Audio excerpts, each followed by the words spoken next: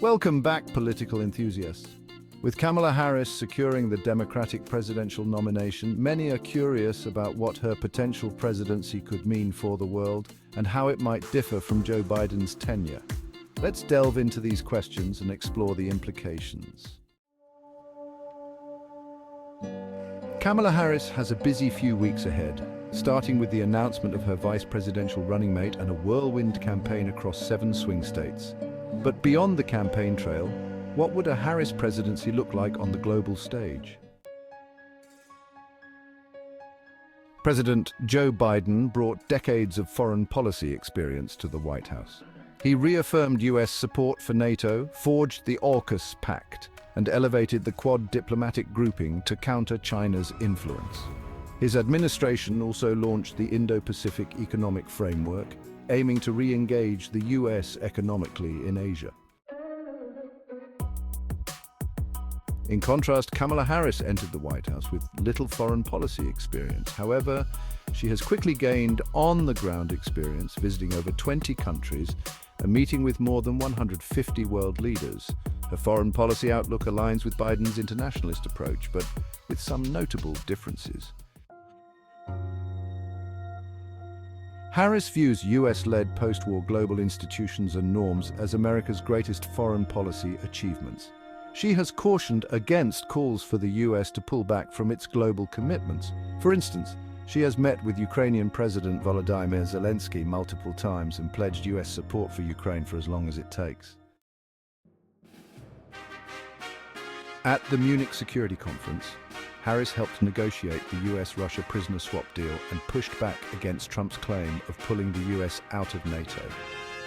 She described NATO as the greatest military alliance the world has ever known. Not surprisingly, Harris shares Biden's commitment to US allies in Asia. She has focused on strengthening relationships in Southeast Asia, attending regional summits and meeting with leaders like Chinese President Xi Jinping. During a visit to the Philippines, she emphasized the US commitment to upholding the rules-based international maritime order in the South China Sea. On Taiwan, Harris has been, more cautious than Biden. While Biden has explicitly stated the United States would defend Taiwan if invaded, Harris has stuck to a more traditional stance, supporting Taiwan's self-defense in line with long-standing US policy. Harris might also take a different approach to Israel. She has called for a temporary ceasefire in Gaza and described the civilian death toll as a humanitarian catastrophe. Harris has urged Biden to take a stronger stance against Israeli Prime Minister Benjamin Netanyahu, signaling a possible shift in US policy under her leadership.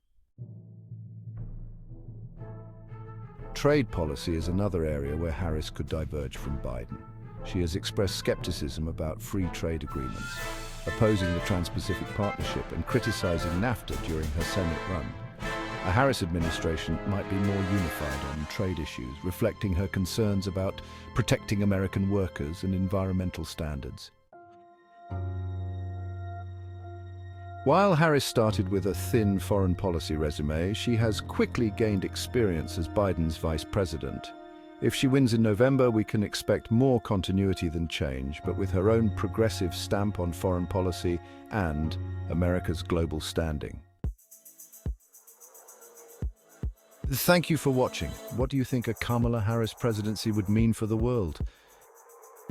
Share your thoughts in the comments and don't forget to subscribe for more political insights and analysis.